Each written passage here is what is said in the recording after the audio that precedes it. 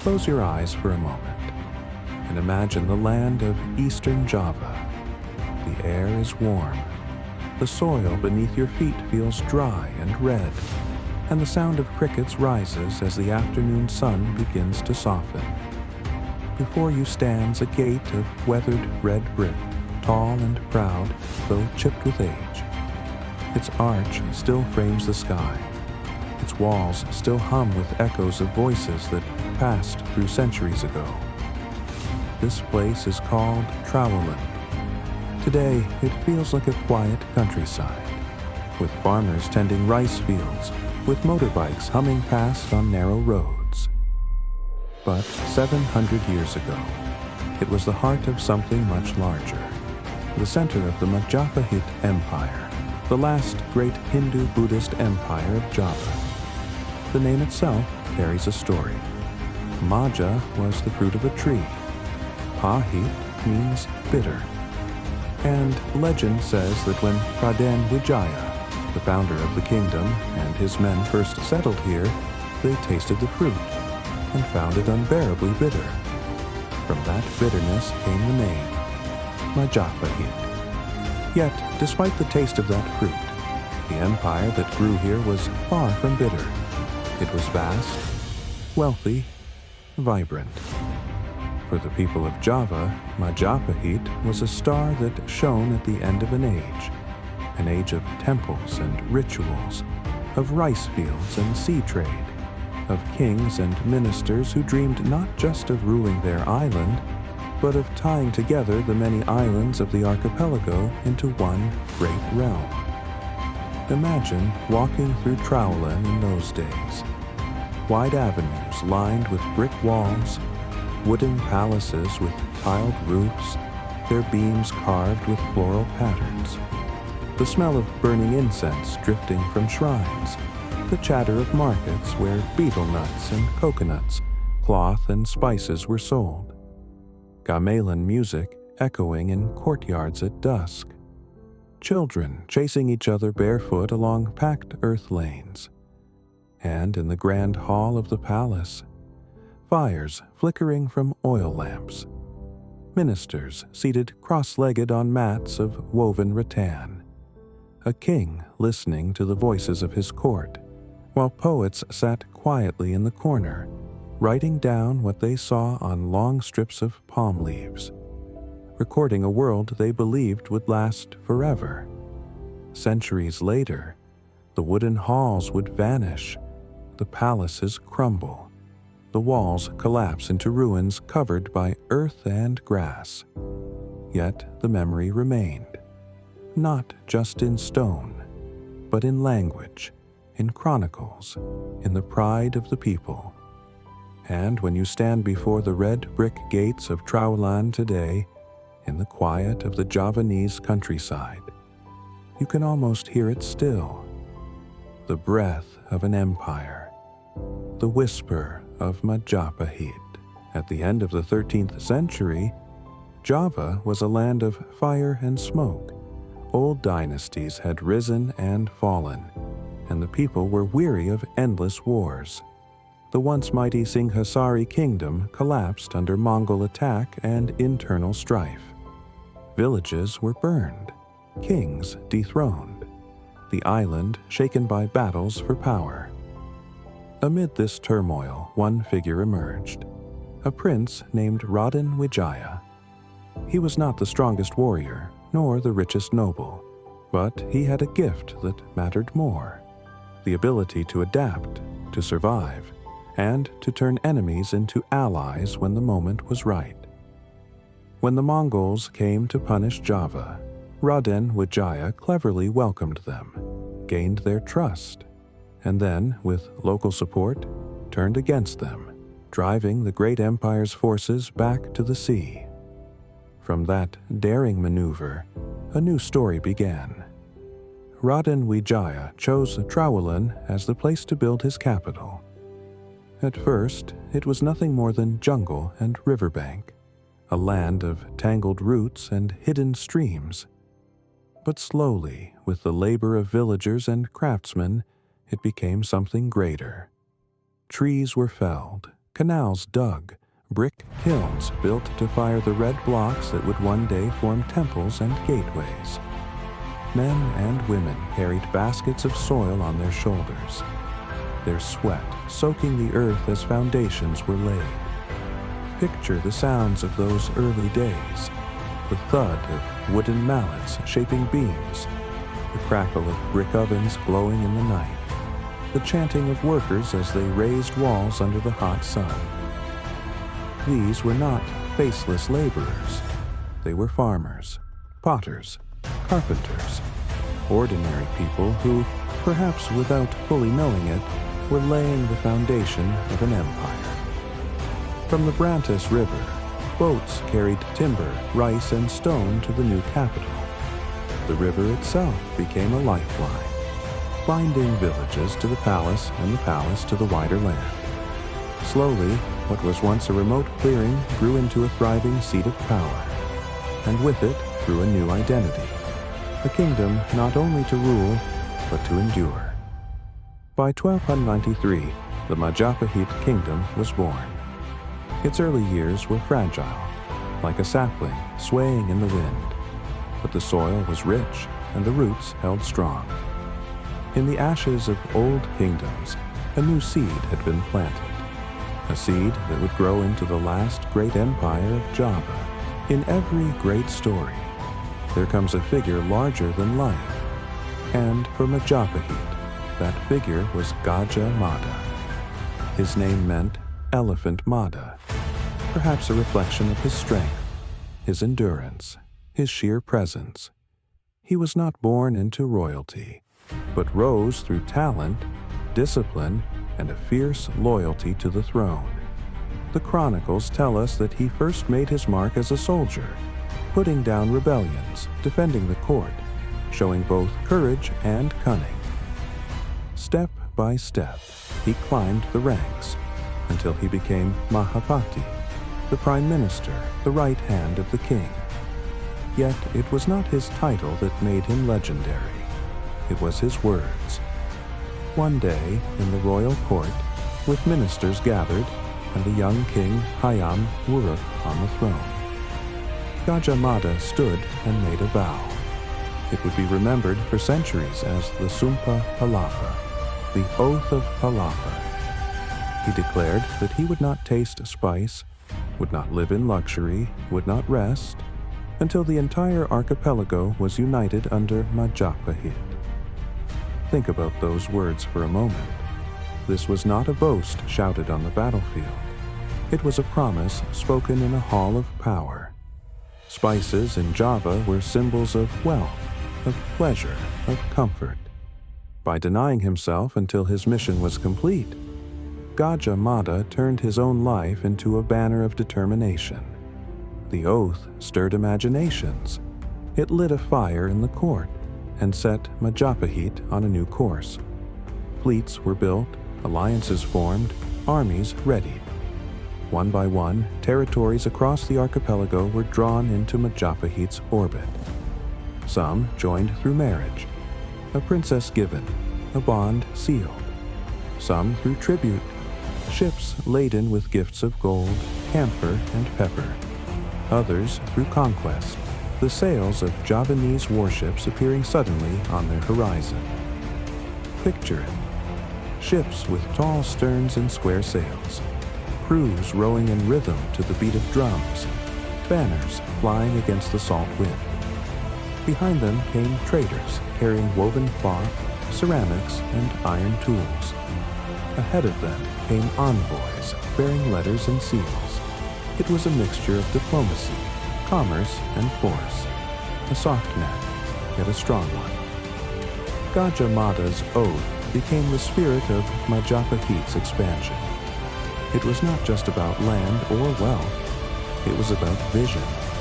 The vision of a united archipelago, from Sumatra to Maluku, from Borneo to Bali, tied together under one realm.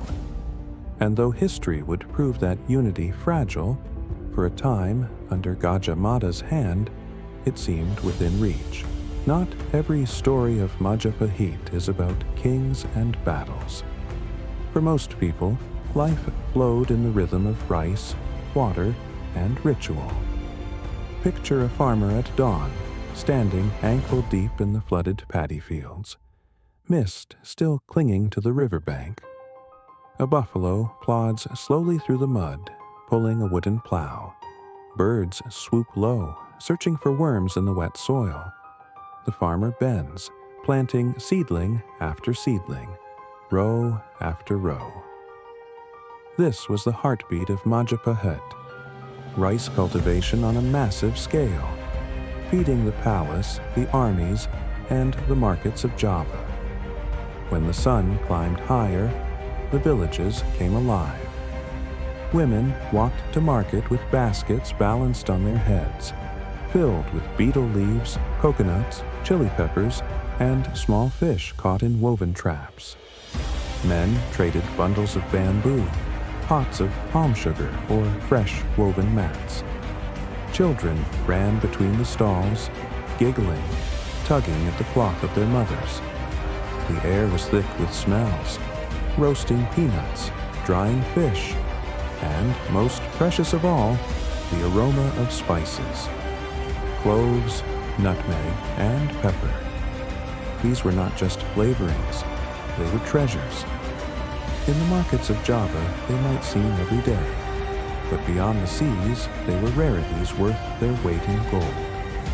Even in Majapahit's own time, traders from China, India, and Arabia came chasing these scents, filling the harbors with ships and tongues from distant lands. Yet Majapahit was not only a marketplace of goods, it was a marketplace of stories and faiths. In the villages, people still told tales of the gods, Vishnu, Shiva, and the Buddha, carved in brick and stone on the walls of temples.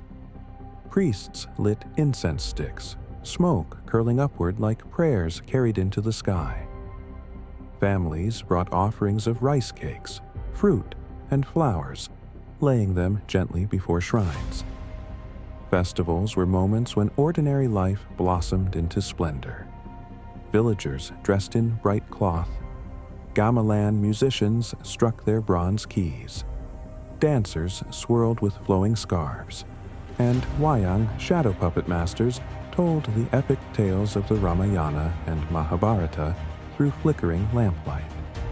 The audience sat hushed, children wide-eyed, elders nodding to familiar lines. It was entertainment, but also education, weaving mythology into daily life. In the evenings, when work was done, families gathered outside their houses made of wood and thatch. The sound of frogs croaked from the ditches, the stars scattered above the dark canopy of palm trees. And from a nearby courtyard, the soft, hypnotic rhythm of gamelan drifted on the breeze, reminding everyone that they were part of something larger, the world of Majapahit, both humble and grand. If you want to glimpse Majapahit not through ruins, but through the eyes of its own people, you must open a book of poetry, the Nagarakretagama. It was written in 1365 by a court poet named Mumpu Prapancha, a man who walked the palace halls, watched the ceremonies, and carefully wove words into palm leaf manuscripts. His poem is not short. It flows across hundreds of stanzas, each one describing places, rituals, rulers, and lands that paid respect to Majapahit. When you read it, you feel as though you're being led on a tour, starting in the palace itself, then moving outward in circles, village by village, island by island, until the whole archipelago comes into view. Sumatra, Bali, Borneo, the Malay Peninsula, the Spice Islands, all are listed as part of Majapahit's world. Some scholars debate how much of it was direct control and how much was more symbolic. But the vision was clear. Majapahit stood at the center. At the heart of this poem was a king, Hayam Wuruk. He reigned during what many call the golden age of Majapahit. Under him, the kingdom reached its widest influence, and its court displayed a confidence rarely seen before. He was remembered as wise, steady, and deeply ceremonial. His reign was marked not only by battles won, but by a carefully kept order. Festivals, processions, offerings, moments that reminded everyone of the harmony between ruler, people, and gods. Picture the scenes Empu Prapansa described. A royal procession moving through the palace gates, banners fluttering in the breeze, elephants and horses adorned with gold and cloth, priests chanting, musicians playing, villagers lining the streets to watch, holding baskets of flowers to scatter in the path. It was not just spectacle. It was affirmation that the world was in balance, that the king stood at the center of both the sacred and the earthly. The Nagarakretagama also shows us something subtle, a sense of pride mixed with peace. There is no frantic tone, no desperate call to arms. Instead, it is calm, almost serene, as if the poet believed this order would endure forever. He recorded Majapahit as it wanted to be remembered, shining, stable, vast, and even centuries later, as the palaces crumbled, the poem remained, carried in libraries, in scholars' notes, in the memory of a civilization. Through Empu Prapansa's verses, the voices of Majapahit's kings still echo, giving us a rare window into how a golden age saw itself, not as fleeting, but as eternal. Majapahit's strength was not only in its soldiers, nor only in its kings. It lay also in the waters that surrounded Java, the seas that linked island to island, and port to port. The Java Sea in the 14th century was alive with movement. Chinese junks with broad sails drifting south, their holds full of porcelain and silk, Indian ships carrying cotton cloth and glass beads, Arab dhows bringing horses, perfumes, and fine carpets. And from Java's own harbors, Majapahit traders sailed out with rice, palm sugar, timber, and above all, spices. Cloves and nutmeg from the Moluccas, pepper from Sumatra, sandalwood from Timor. These were the treasures that lured ships from across Asia. In return came silver coins, ceramics, metalwork, and sometimes ideas, new stories, new faiths, new ways of living. Majapahit stood at the center of this flow, a hub where goods and cultures met. But trade was only one strand of the web. Alongside it came diplomacy. Envoys traveled the seas, carrying gifts wrapped in woven cloth, letters sealed with wax, and words of allegiance or warning. A marriage might be arranged between kingdoms, tying two courts together. Tribute might be offered, gold, camphor, or exotic animals, to show loyalty. In this way, Majapahit's influence stretched outward not only by sword, but by soft persuasion. Imagine the harbor at Trowulan's satellite ports, ships crowding the wooden jetties, men shouting as they hauled cargo, the smell of salt, tar, and dried fish heavy in the air, stalls selling food to sailors, rice wrapped in banana leaves, skewers of grilled meat, coconuts cracked open for water. Voices mingled in many languages: Javanese, Malay, Chinese, Tamil, Arabic. Each voyage brought not just wealth, but connection. Majapahit thrived because it knew how to balance power and exchange, how to show strength when needed and generosity when wise. An island kingdom, yes, but one whose vision extended far beyond its shores. Through trade and diplomacy, Majapahit wove itself into the fabric of Asia. And for a time, the rhythm of the seas carried its name to distant lands. No empire lasts forever. Even the strongest walls eventually show cracks, and Majapahit was no exception. By the late 14th and into the 15th century, the Golden Age began to fade. At first, the signs were small, but like hairline fractures in a brick arch, they spread until the whole structure trembled. Inside the palace, succession disputes became bitter.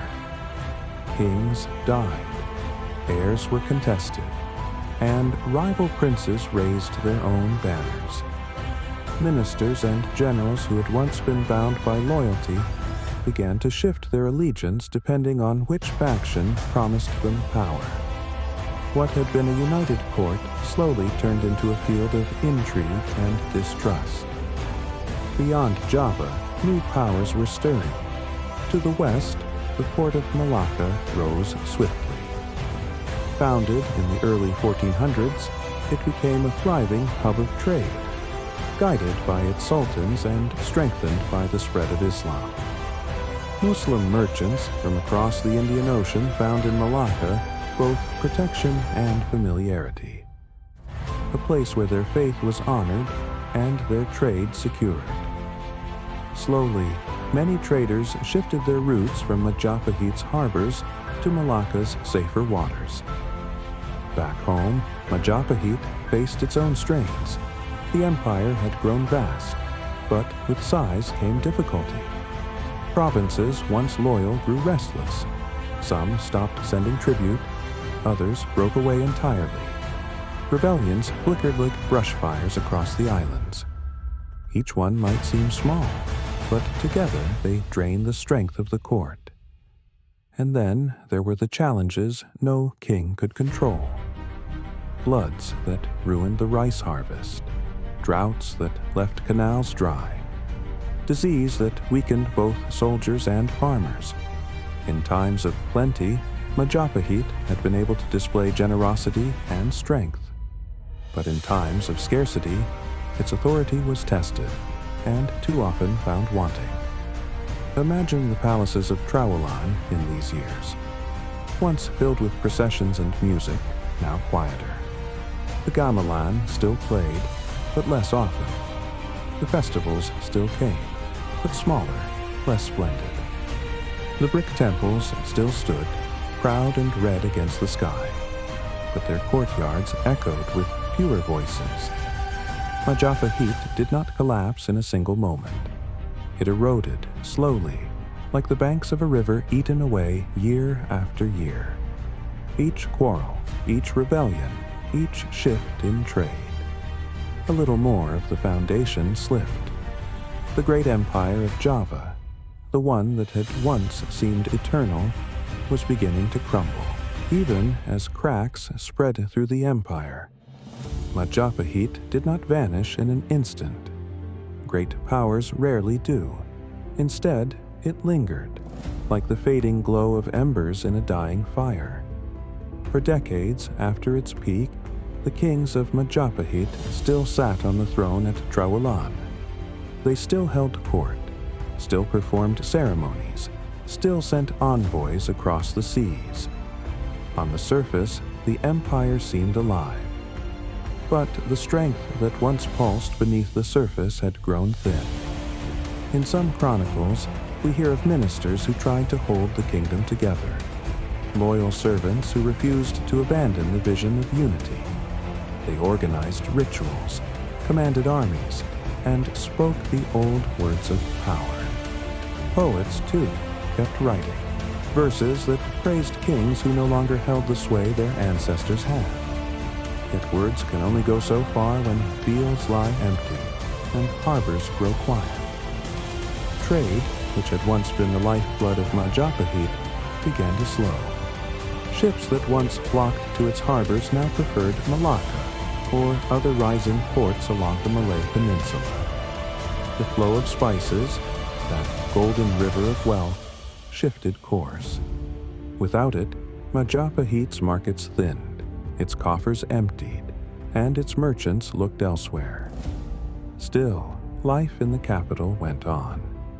Imagine walking through Trowulan during these twilight years. The brick gateways still stood, though a little more weathered. The palace courtyards still filled with people, though fewer than before. The gamelan still played at night, its tones softer, perhaps more melancholy.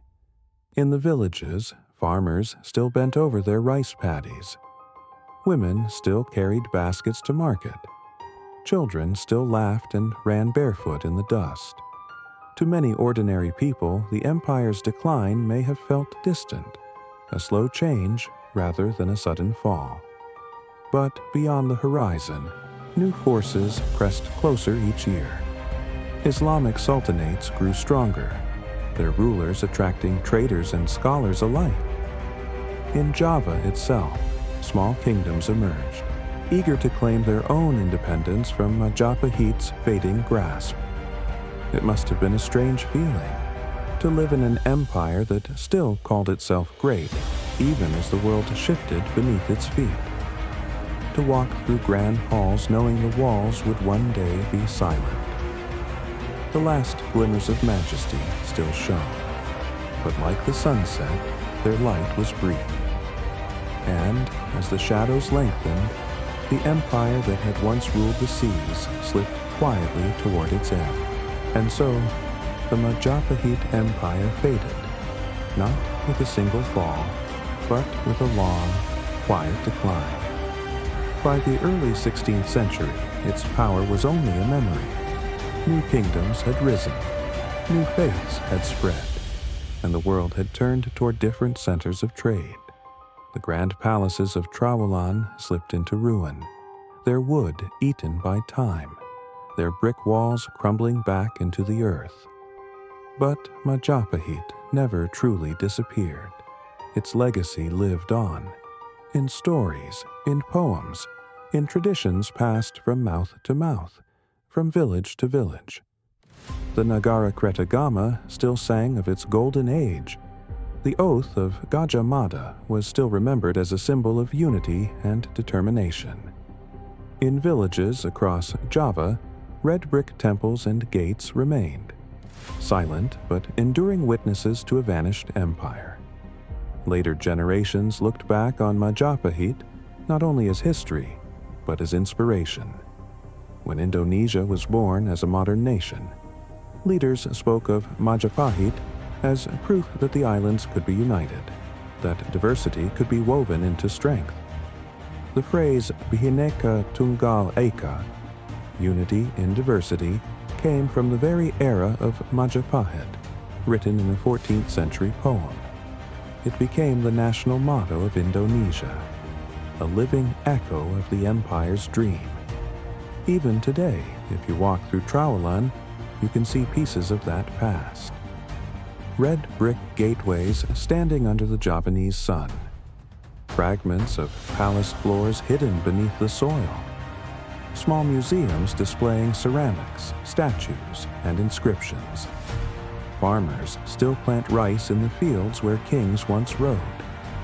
Children still run barefoot along dusty lanes that echo with the memory of processions long gone. Life continues, wrapped around the ruins of history. And if you listen closely, you can almost hear it. The faint sound of gamelan drifting across the fields, the murmur of ministers in a wooden hall, the splash of oars as ships depart down the Brantas River. The empire is gone, yet its whispers remain, carried in stone, in language, in identity. Majapahit was born from a bitter fruit, but it left behind something sweet, a vision that islands could be connected, that many peoples could belong to one world. That vision outlived the kings, the courts, and the wars. It lingers still in the red bricks of Trowulan, in the pride of Indonesia, in the stories we tell tonight. The last great empire of Java, Majapahit, has long since passed into history, but its spirit remains, quiet, enduring, a reminder that even when empires crumble, their dreams can live on.